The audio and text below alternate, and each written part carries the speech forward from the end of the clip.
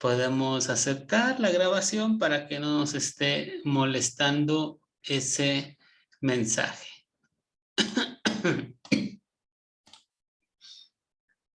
El día de hoy tenemos una clase, como ustedes se dieron cuenta al ver el video, una clase en la que vamos a hablar sobre los fariseos, porque ven que toda cosa tiene su antítesis o su lado contrario. Entonces los fariseos aparecen en el Nuevo Testamento como la antítesis de Jesucristo, o sea, son el otro lado, son el polo opuesto de lo que enseñó Jesucristo. Entonces, al ver a los fariseos, nosotros nos podemos dar cuenta de cuál es su tendencia y así conocer mejor la enseñanza de la palabra de Dios. Dicen por ahí que no aprendemos solamente de lo que nosotros creemos, sino también viendo los errores que los otros creen, ¿verdad? Así que el día de hoy, viendo a los fariseos, nos daremos cuenta de su tendencia que nosotros le llamamos una tendencia legalista. ¿Quiénes eran los fariseos? Unos 150 años antes de Jesucristo, los judíos estaban divididos, estaban en un dilema. El motivo de la división era por el tema de las alianzas con los pueblos extranjeros. Nos tenemos que aliar con los pueblos extranjeros, sí o no. Había muchos problemas políticos dentro de Judá y esta era la pregunta que se estaban haciendo. Entonces, un grupo que era descendiente de un sacerdote llamado Sadoc, se les conocía como los sadoqueos o saduceos.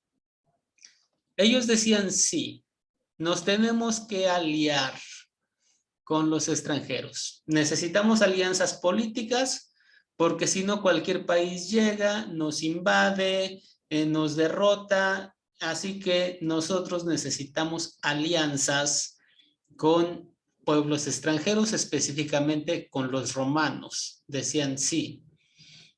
Otro grupo llamado los fariseos decían no, no debemos de hacer alianzas con otros pueblos y ahí estaba el debate.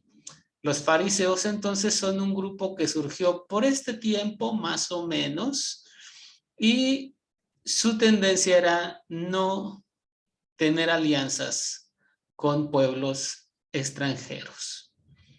El grupo llamado los fariseos, que rechazaba la alianza con los pueblos extranjeros, fue creciendo poco a poco en influencia al grado de que llegaron a ser parte del gobierno judío.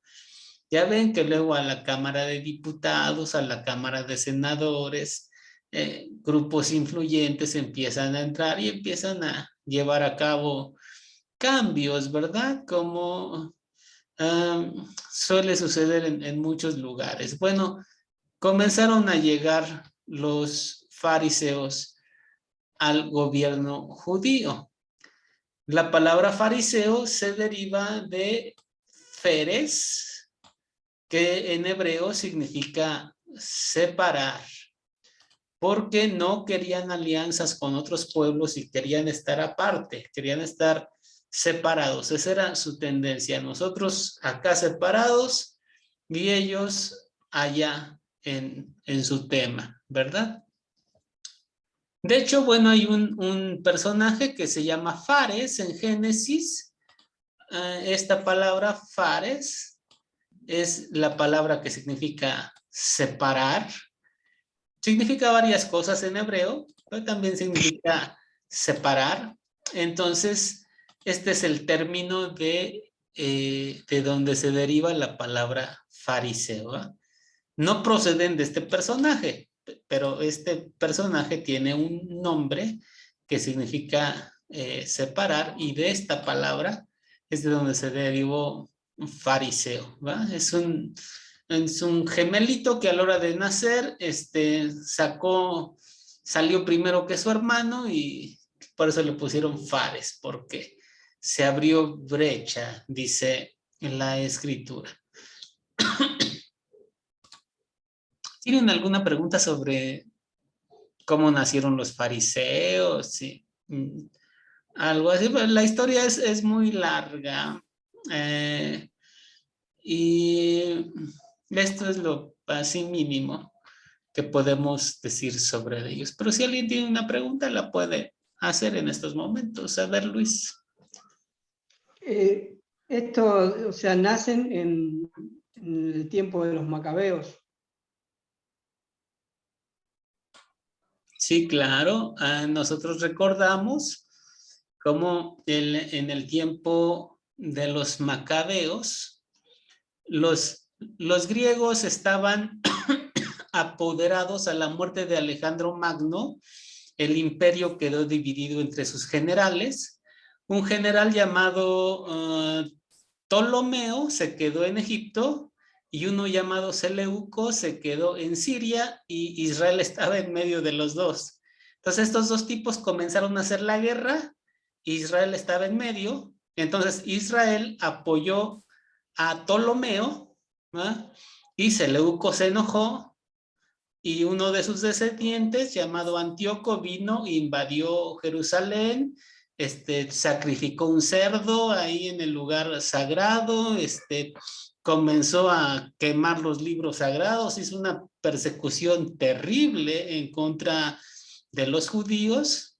Y entonces un grupo comandado por Matatías y luego por Judas, llegaban y mataban romanos y huían, y regresaban y mataban unos romanos y huían, y regresaban y mataban otros y huían. De hecho, la palabra macabeo significa martillo, porque eso es lo que hacían.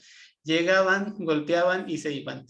Y con esa técnica, que era prácticamente una guerrilla, fue como ellos lograron liberar a Jerusalén.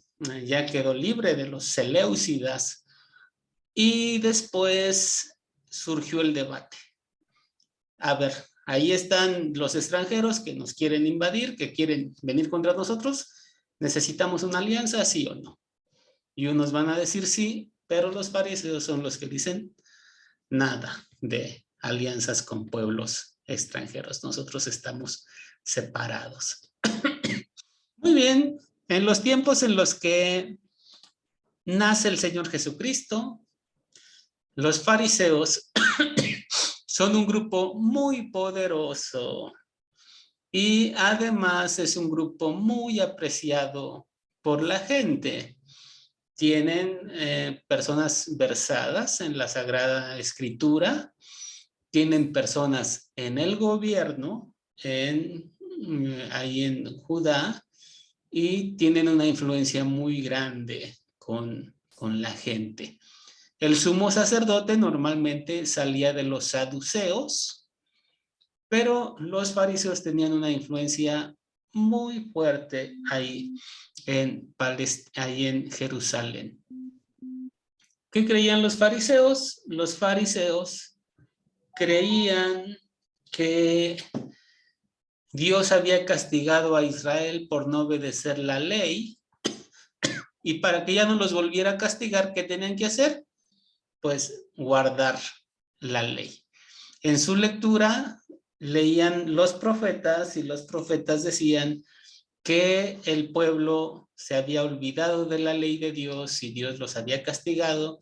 Entonces, ¿cuál fue su conclusión? Pues hay que guardar la ley para que Dios no nos castigue. Y de ahí se derivó entonces su énfasis en obedecer la ley al pie de la letra, sin quebrantar absolutamente nada.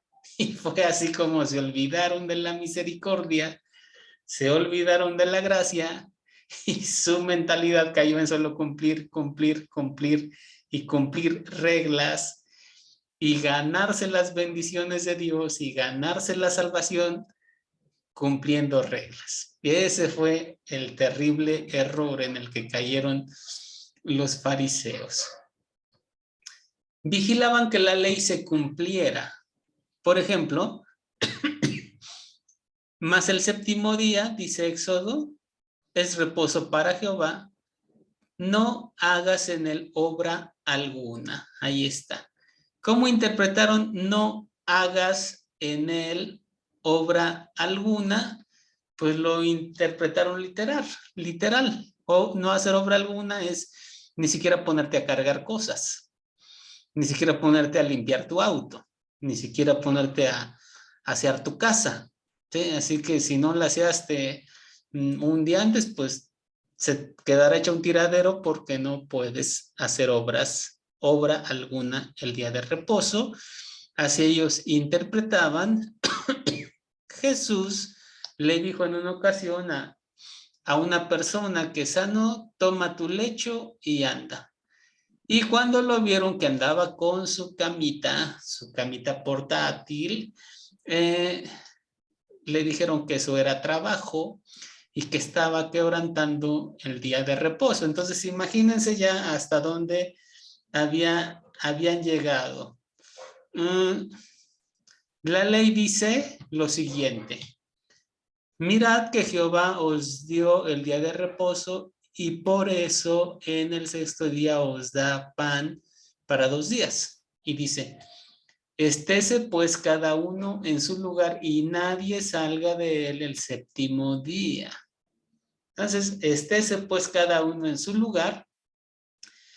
Y los fariseos dijeron, ¿cuántos metros se pueden caminar el día de reposo? Entonces comenzaron a sacar cuentas ustedes se acuerdan que cuando Israel estaba en el desierto, estaba el tabernáculo de reunión en medio y a un lado 3 tribus, del otro lado 3 tribus, atrás 3 tribus, estaban distribuidos, ¿verdad? Entonces sacaron medidas de cuánto más o menos había del santuario a los campamentos y llegaron a la conclusión de, en medidas nuestras, más o menos 900 metros. Eso es lo que se podía caminar, ¿sí? Ahí entre ellos tenían disputas, unos decían que más, otros decían que menos, pero fíjense, ya estaban discutiendo cuántos metros se podía caminar en un día de reposo.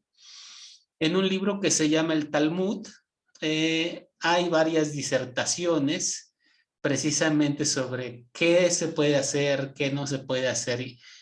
Es un tratado extensísimo sobre varias formas de actuar en los días sagrados. Decían los rituales, los fariseos decían cómo debían de hacerse los rituales y qué rituales debían de hacerse. Ellos lo supervisaban. Dice la ley, asimismo, la persona que hubiere tocado cualquier cosa inmunda, fíjense, sea cadáver de bestia inmunda, o cadáver de animal inmundo, o cadáver de reptil inmundo, bien que no lo supiere, o sea, aunque no lo sepa, será inmunda y habrá delinquido. Entonces, si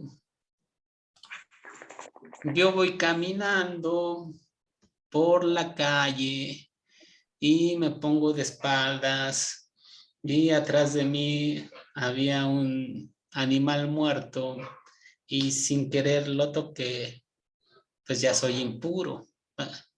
Entonces, llegando a mi casa,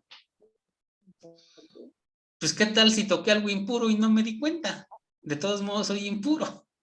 Entonces, ¿qué tenían que hacer? Practicar los lavados rituales. Entonces, salgo a la calle, a lo mejor toqué algo impuro sin darme cuenta. ¿Qué tengo que hacer llegando a la casa? Pues mi lavado ritual por si toqué algo impuro. Entonces, a cada rato se estaban llevando a cabo lavados rituales, limpieza de manos, porque con eso se tocaban las cosas.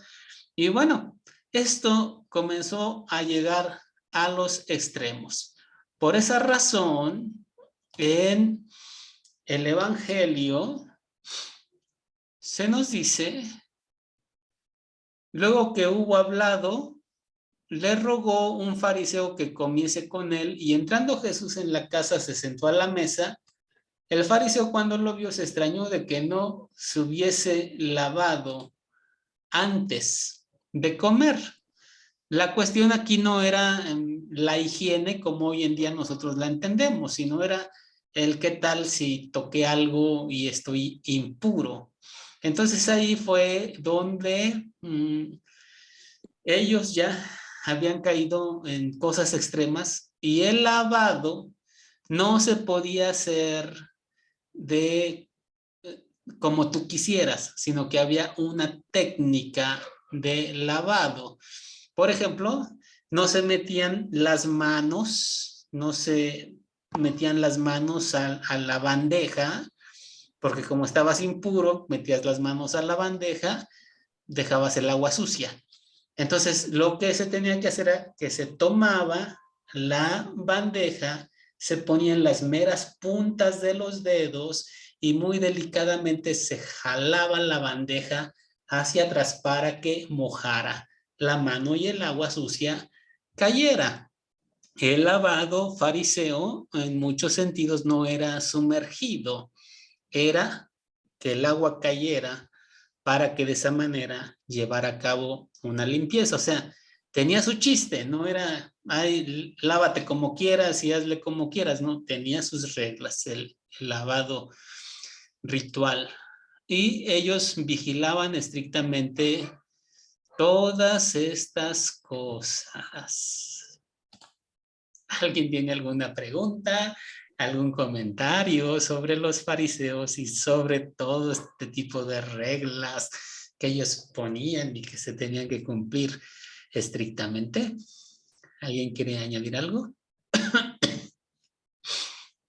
¿No? Muy bien, vamos bien entonces, ¿sale? Ya nos dimos cuenta cuál era la tendencia del fariseísmo: obedecer reglas, pero obedecerlas de manera bien, como deben de ser, nada de como yo quiero, sino como los doctores de la ley lo interpretaban.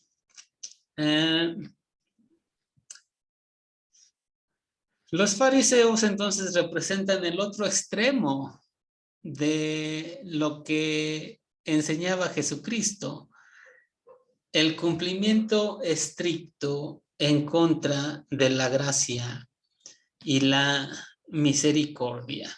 Esa era la situación que estaba aquí entre el Señor Jesucristo y sus diferencias con los fariseos. Los fariseos entonces son un ejemplo, son un tipo,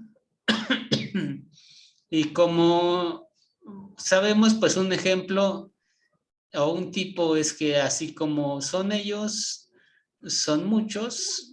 Así que los fariseos son el reflejo de todo legalista en toda la historia, ¿verdad? Y todas las iglesias y todos los tiempos han tenido sus legalistas siempre. Y los tenemos todavía, ¿verdad? En nuestro video se nos habla de 7 advertencias sobre los legalistas siguiendo la vida de los fariseos. Si ustedes se dan cuenta, en el video nos dice que Jesús habló muy duro con los fariseos. Y bueno, la pregunta, a ver esta pregunta, antes de ver los 7 puntos. ¿Cuándo debemos hablar duro con una persona? Alguien que sea valiente, opine y diga, bueno, yo creo que con una persona hay que hablarle, acá decimos derecha la flecha, hay que hablarle como neto la neta, y hay que decirle las cosas así, como son, ¿no? A veces, saben, los latinos somos muy tiernos, muy sensibles, queremos que nos digan las cosas. Oye, Luisito, ¿qué crees, Luisito? Que estaba viendo que llegas tardecito aquí al templo y pues yo, Luisito, te quiero pedir, o sea, lo hacemos así muy tierno. Entonces nos cuesta trabajo cuando, sobre todo cuando tratamos con gente de Europa, con gente de otros lados que luego hablan muy golpeado, se nos hace difícil, ¿verdad? Tratar o aceptar ese tipo de lenguaje. Pero bueno, mi pregunta es, o la pregunta que nos hace el video es, ¿cuándo hay que hablar duro? Así muy directo con una persona. A ver, vamos a escuchar. Alguien opine, por favor. Dos personas opinen. A ver. Luis. Bueno, Lady, sí, adelante. Ok, pastor, sí. Pues obviamente mirando cuando ya se están llevando a los extremos las cosas con respecto a pues, actos que veamos en la iglesia. Y la otra cuando ya están desviándose de la palabra de Dios, hay que hacerles caer, hay que hacerlos caer en razón, y que las cosas no son como ellos las interpretan. Entonces, yo creo que sí, es bastante duro porque somos ahorita cristianos como muy gelatinosos, no nos aguantamos nada, entonces, pero siempre es bueno que nos lleguen y nos exhorten en esos momentos, porque muchas veces uno no se da ni cuenta que ya se está volviendo como un legalista, que se está yendo a los extremos, entonces siempre necesitamos a alguien que nos haga aterrizar y pues que no nos convertamos en esos fariseos de, pues que dañamos el evangelio. Muy bien, sí, gracias, Lady. Muy buen punto de vista. ¿Y quién más? ¿Luis iba a decir algo? A ver. Sí, pastor. Normalmente cuando alguien abre juicio, como dije el lunes, todo el tiempo estamos haciendo juicio de valor, pero cuando uno abre juicio y ofende a la otra persona, y yo creo que cuando cruza la línea de que se hace dueño de la gracia y como que a la otra persona dice, no, vos no podés recibir el amor de Dios, no podés recibir el perdón de Dios. Yo creo que a esa persona hay que ponerla en su lugar. Ok, muy bien. Buenas participaciones. En unos momentos, si alguien quiere añadir otra cosa, lo puede decir.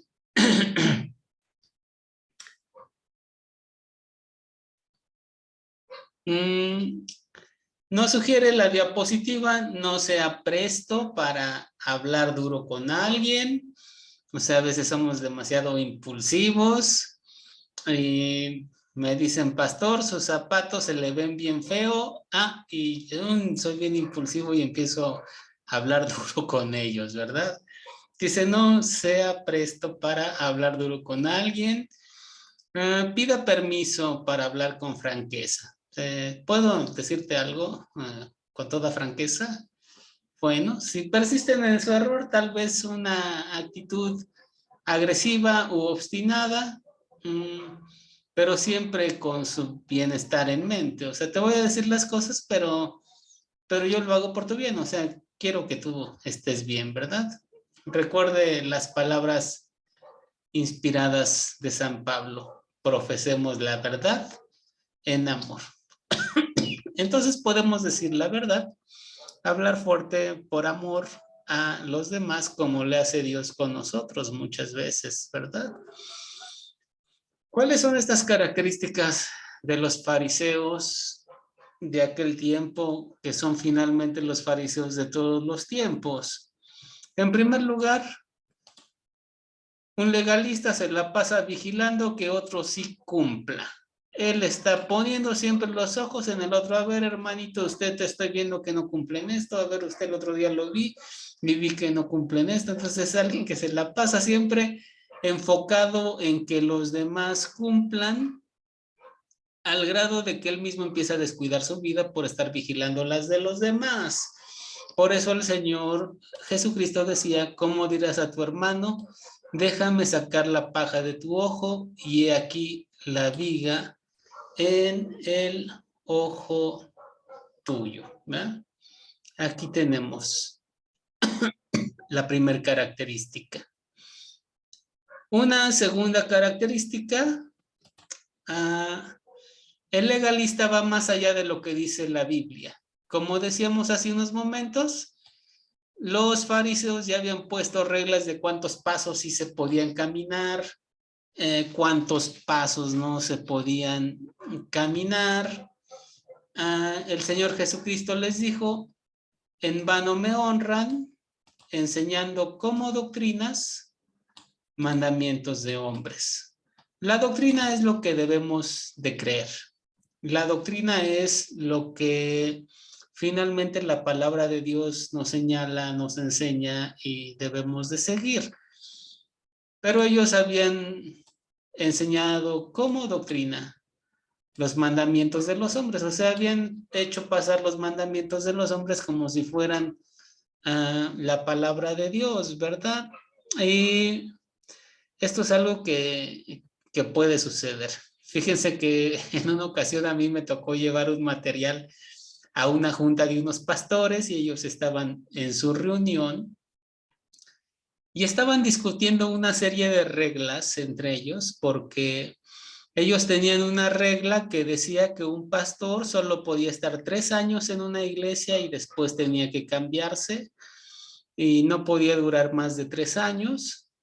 Uno de ellos se paró y dijo, pero esa regla no es bíblica y esa regla además hace que nos movamos muy rápido y si la iglesia está creciendo y está viendo continuidad, ¿por qué tenemos esa regla? Dijo uno de esos pastores y ahí surgió una legata sobre esa regla y el que estaba dirigiendo la reunión les dijo, sí, no será bíblica y nos dará muchos problemas, pero es nuestra regla y tenemos que cumplirla, dijo. Bueno, lo cierto es que ese tipo de reglas no son parte de los mandamientos que Dios da, ni son parte de la doctrina cristiana, ni son parte de nada de eso. Se pueden analizar, se pueden corregir y no deben de estar a la altura de la palabra de Dios. Pero el legalista pone ese tipo de reglas a la misma altura de la palabra de Dios, como los fariseos, con el número de metros y de pasos que se podían dar en el día de reposo. Otra cosa, un tercer punto del legalista es, a él le gusta mucho la actuación, porque esta palabra hipocresía es lo que significa. Dice Lucas 12:1, en esto juntándose por millares la multitud, tanto que unos a otros se atropellaban, comenzó a decir a sus discípulos primeramente, guardaos de la levadura de los fariseos, que es la hipocresía. Aquí está. La levadura, algo que está muy oculto, que está ahí metido, ¿verdad? Pero que termina ocasionando algo grande. Pues esa levadura es la hipocresía. Esta palabra, la palabra hipocresía, es una palabra griega que significa actor. Sale en Grecia. Los hipócritas eran los actores. Así se le llamaba en el teatro griego a los que salían a actuar y se ponían unas máscaras, a veces de risa, a veces de llanto, a veces de angustia. Los griegos tienen muy buen teatro, así que a sus actores se les daba el nombre de hipócritas. Entonces, la palabra hipócrita en griego simplemente significa actor. Es alguien que simplemente se pone a actuar. Le interesa la actuación y no le interesa la realidad. La cuarta característica que nos da nuestro video sobre los legalistas es que los legalistas ni entran ni dejan entrar. yo conocí a un líder, que él no, bueno, no un líder, sino una persona ya de muchos años en el cristianismo, que él no quería tener ningún cargo en la iglesia, pero siempre se la pasaba criticando a los que sí tenían cargo en la iglesia. Y dice, no, es que aquel no sé qué, y aquel otro no hace la voluntad de Dios, y aquel otro, y cuando le decía, no, pues entonces usted entre, dice, no, no, no, yo ahorita no puedo. Entonces se ponen en la puerta y ni entran, y ni dejan entrar. Y eso es lo que hacían los fariseos. Ni hace, ni deja hacer, ni entra, ni deja entrar. Jesús les dijo, ay de vosotros, escribas y fariseos hipócritas, porque cerráis el reino de los cielos delante de los hombres. Y es que una persona que se opone a la gracia y a la misericordia no se está dando cuenta que a lo que se está oponiendo es al mensaje mismo del evangelio, y así está cerrando la puerta. Cuando alguien dice, no, esa es la gracia y la misericordia, no, tus reglas, cumpliendo reglas es como vas a ir al cielo, pues está cerrando las puertas del reino con esa enseñanza. Y aquí está, ni entráis vosotros, ni dejáis entrar a los que están entrando. Esta imagen que está aquí es una imagen muy chistosa, se me hace muy chistosa. Es la historia es una obra de teatro de Lope de Vega, el escritor español, que se llama El perro del hortelano. El perro del hortelano es la historia de una muchacha que un muchacho la quería y ella ni lo aceptaba ni lo dejaba.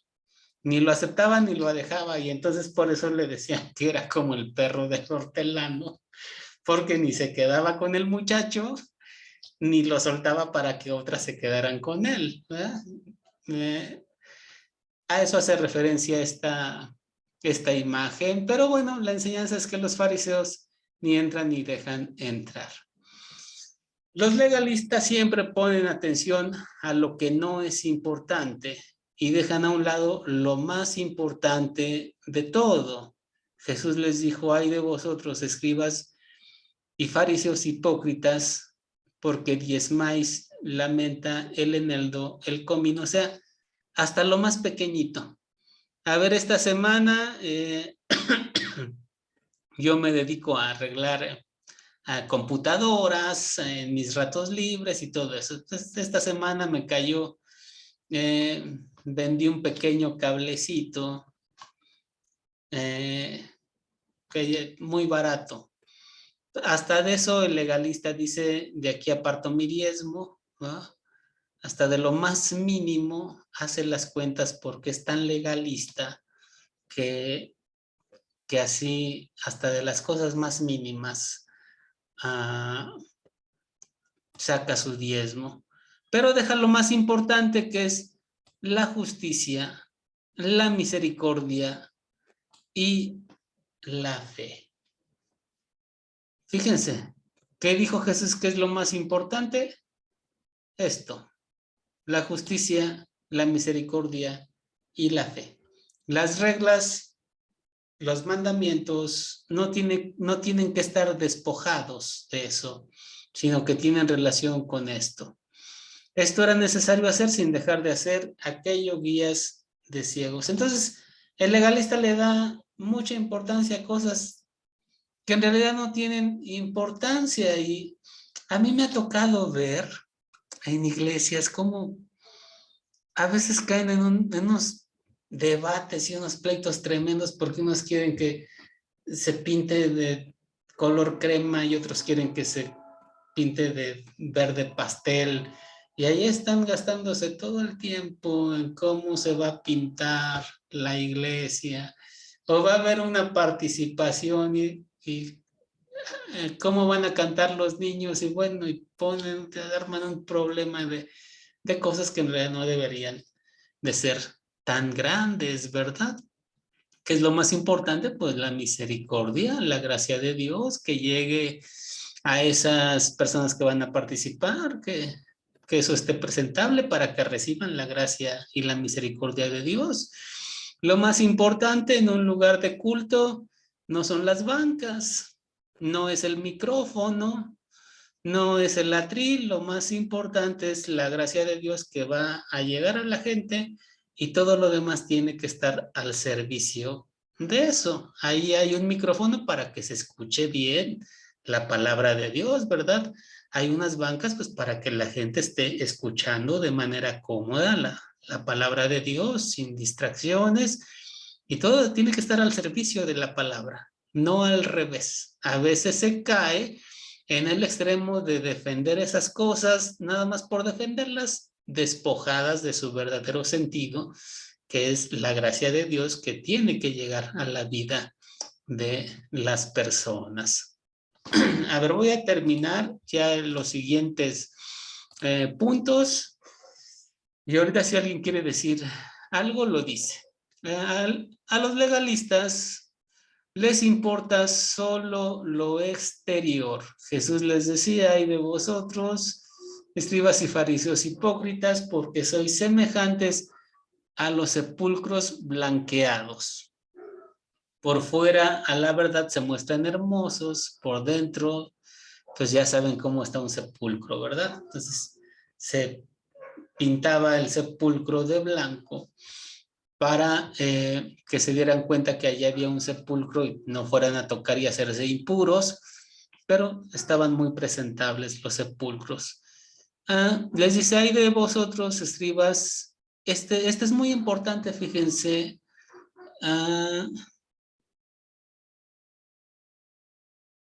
escribas y fariseos hipócritas, porque limpiáis el vaso, lo de fuera del vaso, pero por dentro estáis llenos de robo y de injusticia. La palabra griega para injusticia que aparece aquí es acrasia. A significa sin y cracia significa gobierno. Acrasia es una palabra que se traduce como falta de dominio propio. Una persona que está lleno de acrasia es el que no tiene dominio propio. No tiene dominio sobre sus emociones, sobre sus pensamientos, sobre sus actos, sobre muchas cosas. No tiene dominio. Ese es un ácrata, ¿no? Alguien sin cracia gobierno.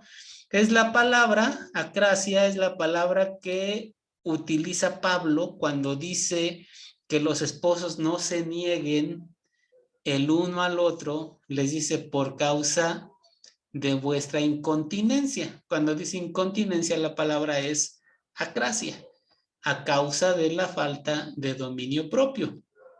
Esa palabra también aparece allá en Gálatas cuando se habla de los frutos de la carne, que son falta de dominio propio, ¿verdad?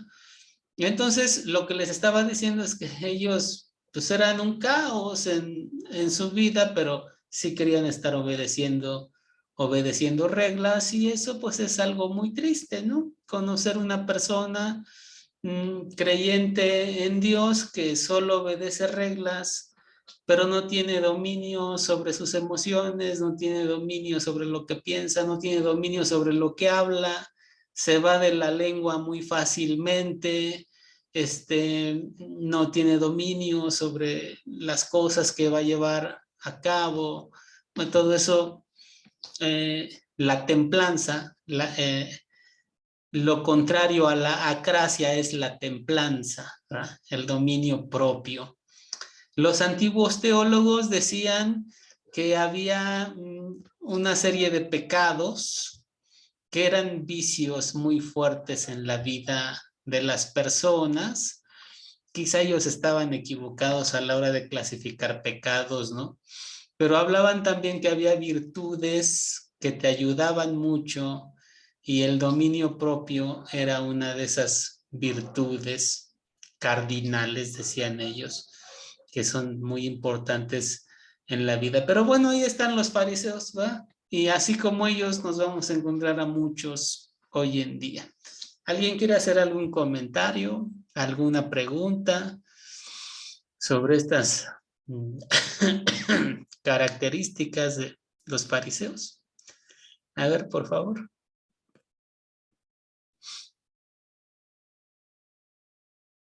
¿O están absolutamente de acuerdo? A ver, Lady, por favor. Sí, pastor, de pronto en este último versículo se me viene mucho a la mente cuando nos dicen en Isaías que mi pueblo me honra con sus labios, pero su corazón está muy lejos de él.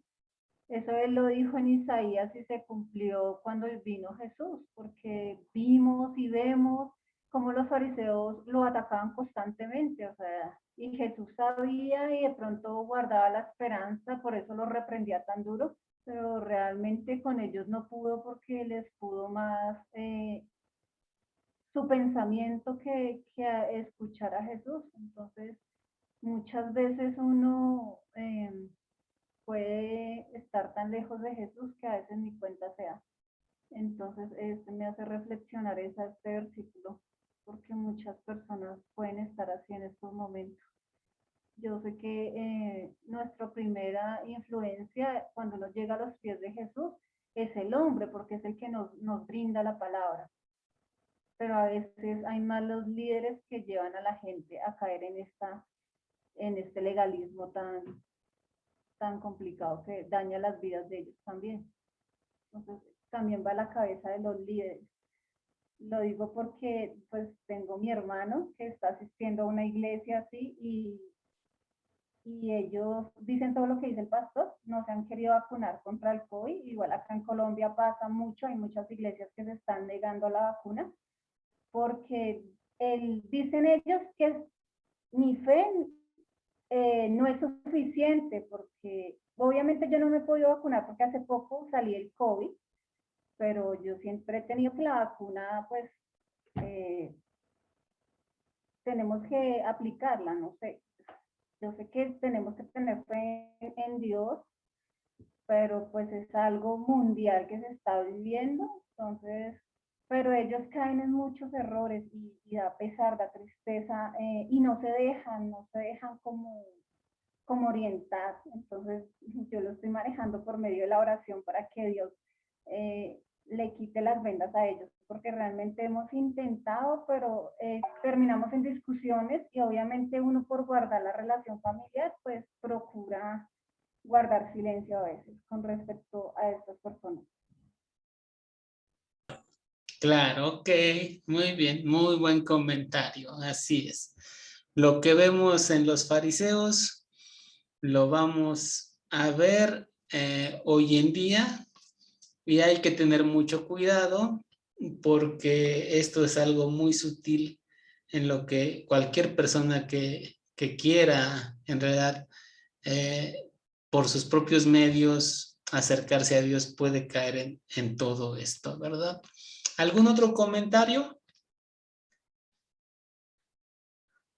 Ok, no tenemos comentario. Muy bien.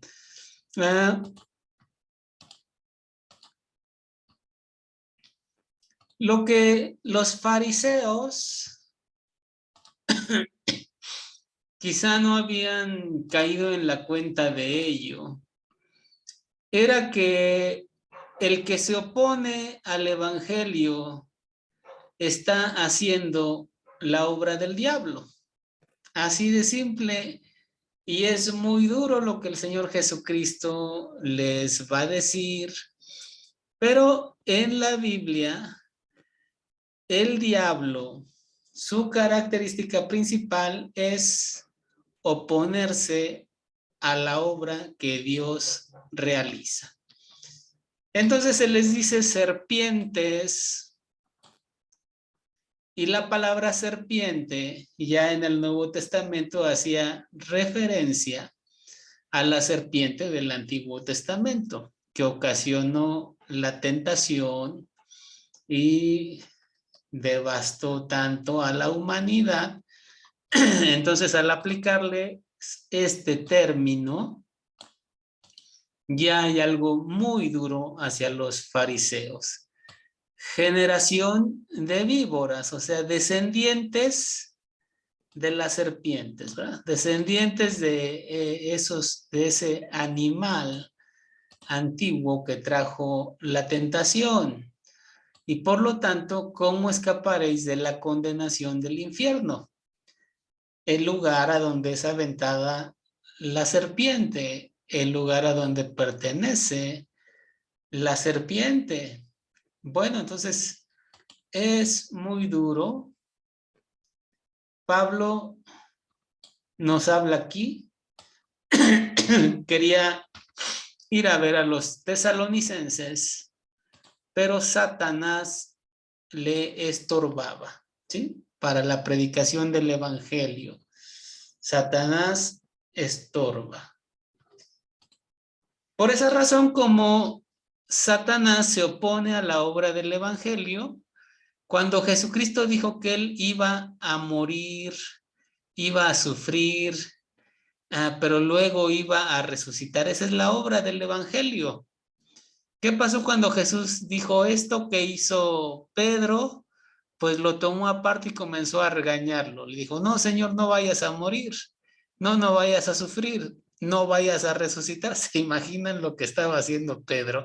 Pues se estaba oponiendo a la obra del evangelio, a la obra de salvación. Y por eso Jesús lo reprende y le dice, quítate de delante de mí, Satanás.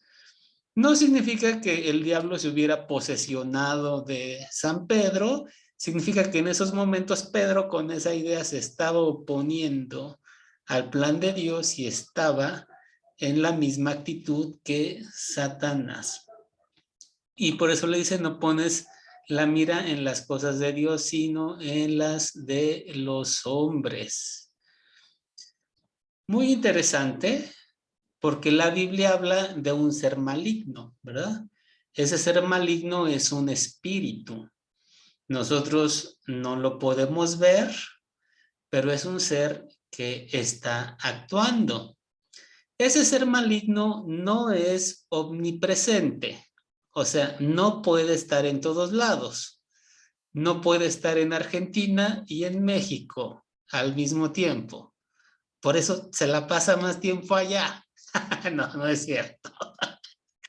No puede estar en China y en Estados Unidos. No, ese ser no es omnipresente, ¿sí? Ese ser tampoco es omnisapiente. Él no sabe lo que tú estás pensando. No conoce tus pensamientos. No conoce lo que hay dentro de tu ser. Eso lo sabe Dios, pero Satanás no sabe eso, ¿sí?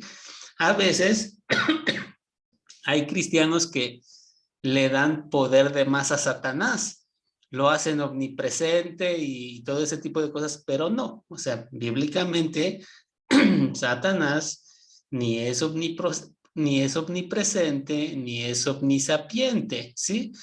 Pero sí es un espíritu maligno, muy inteligente, que su labor es oponerse a la obra de Dios y a su pueblo. La Biblia le da varios nombres. En la Biblia el nombre denota la esencia de la persona, así que conociendo los nombres que le da la Biblia, como serpiente, nos podemos dar cuenta de cuál es su naturaleza. Satanás es una palabra hebrea. Satanás en hebreo significa adversario. Por ejemplo, cuando David dice, se han multiplicado mucho mis adversarios, la palabra es satanases. Se han multiplicado mucho mis satanases. Cuando en el libro de Esther, un hombre llamado Amán se levanta en contra del pueblo de Israel y lo quiere destruir, en hebreo a ese hombre se le llama Satán, ¿sí? Porque está actuando en contra del pueblo de Dios y de los planes de Dios para destruir. Entonces, Satanás es una palabra hebrea que significa adversario. Por esa razón, el que se opone al evangelio está haciendo la obra de Satanás, ¿sí? Por ejemplo,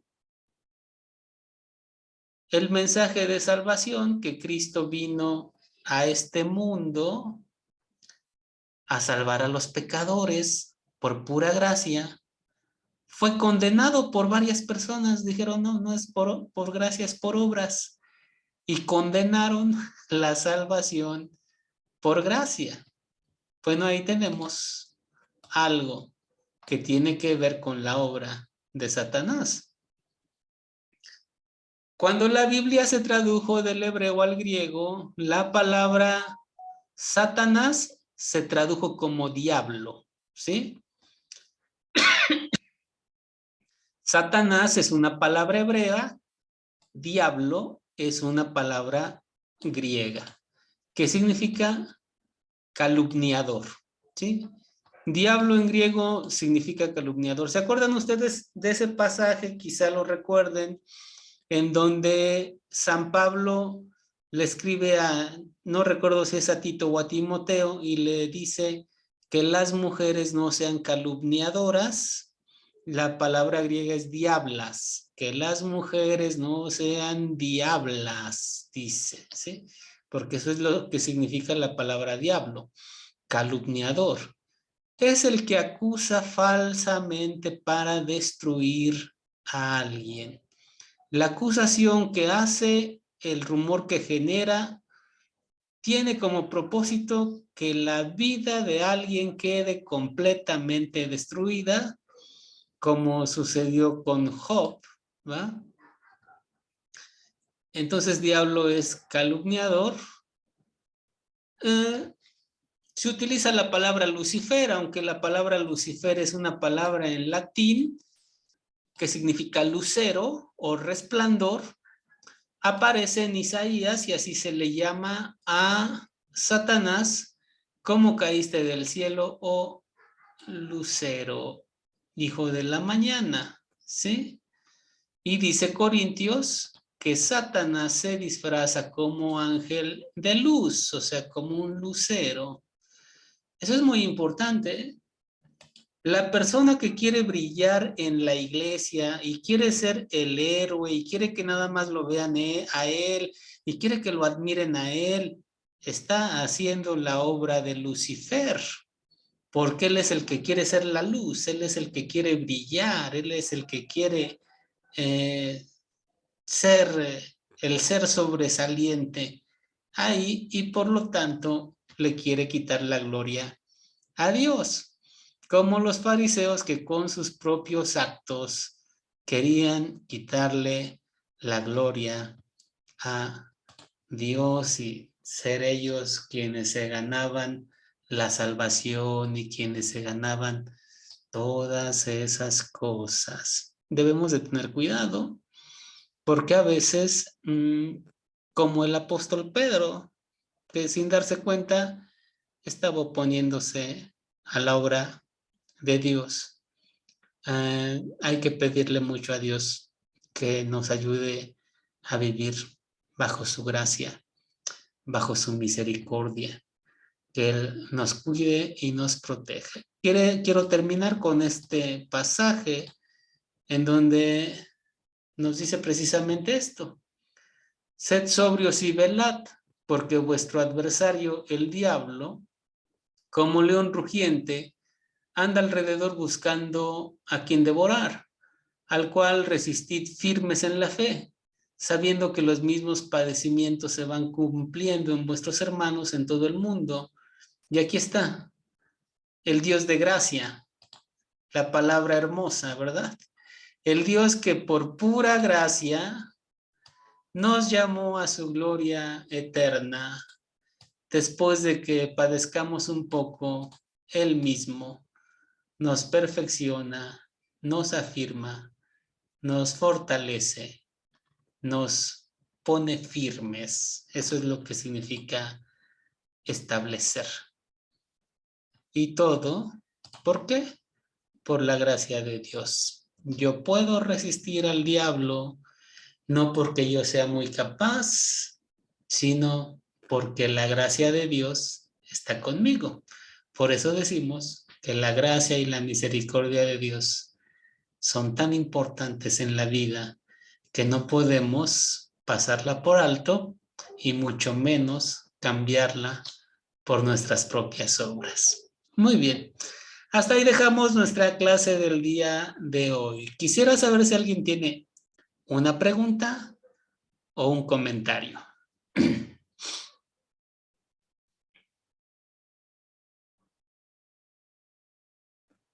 A ver, Luis, ¿quiere decir algo? No, solo iba... Sí, Ajá. no, pastor, un comentario que hace un rato estábamos escuchando nuevamente el video de la clase de hoy, y usted también lo menciona, ¿no? Varias veces cómo contrarrestar las actitudes de los fariseos, y es no apartándose de la gracia, ¿no? Sería algo así. Sí, claro, claro. Sobre todo, recordar que la fe y la gracia siempre es por medio de la palabra, ¿ah? Estar con ella, vivir bajo ella. Así es, y Dios nos sabrá de ayudar y a partir de la gracia hacer todo lo demás, ¿verdad? Ok, gracias Luis.